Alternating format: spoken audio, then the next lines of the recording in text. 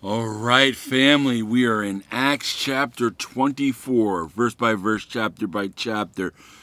Please leave your prayer requests or your praises in the comment section, and I will lift them up.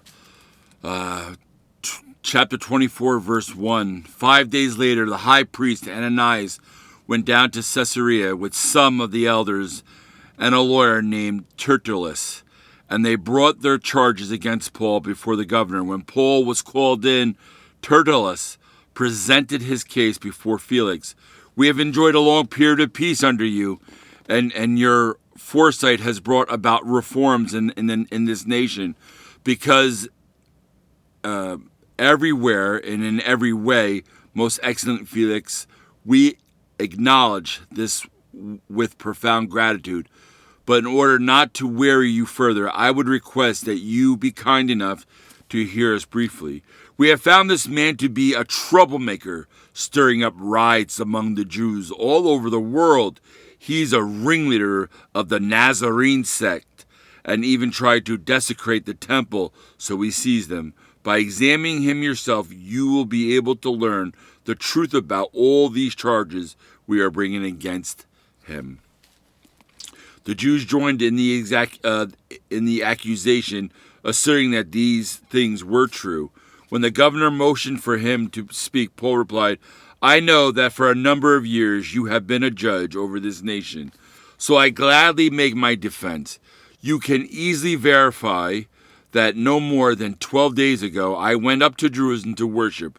My accusers did not find me arguing with anyone at the temple or stirring up a crowd in the synagogue or anywhere else in the city, and they cannot prove to you the charges they are now making against me. However, I admit that I worship the God of our fathers as a follower of the way, which they call a sect. I believe everything that agrees with the law, and that is written in the prophets. And I have the same hope in God as these men, that there will be a resurrection of both the righteous and the wicked. So I strive always to keep my conscience clear before God and man. After an absence of several years, I came to Jerusalem to bring my people gifts for the poor and to present offerings. I was ceremonially clean when they found me in the temple courts doing this. There was no crowd with me, nor was I involved in any disturbance. But there are some Jews from the province of Asia who ought to be here before you and bring charges if they have anything against me. Or these who are here should state what crime they found in me when I stood before the Sanhedrin. Unless it was this one thing, I shouted as I stood in their presence. It is concerning the resurrection of the dead that I am on trial before you today. Then Felix, who was well acquainted with the way, adjourned the proceedings. When Lysias, the commander, comes, he said, I will decide your case.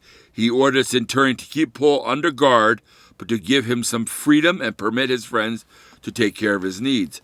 Several days later, Felix came with his wife Drusilla, who was a Jewess, who sent for Paul and listened to him as he spoke about faith in Christ Jesus. As Paul discoursed on righteousness, self-control, and the judgment to come, Felix was afraid and said, That's enough for now. You may leave. When I find it convenient, I will send for you. At the same time, he was hoping that Paul would offer him a bribe, so he sent for him frequently and talked with him. When 2 years had passed, Felix was succeeded by Porcius Festus, but because Felix wanted to grant a favor to the Jews, he left Paul in prison. Acts chapter 24. Please leave your prayer requests and praises in the comment section, and I'll lift them up. See you in Acts chapter 25.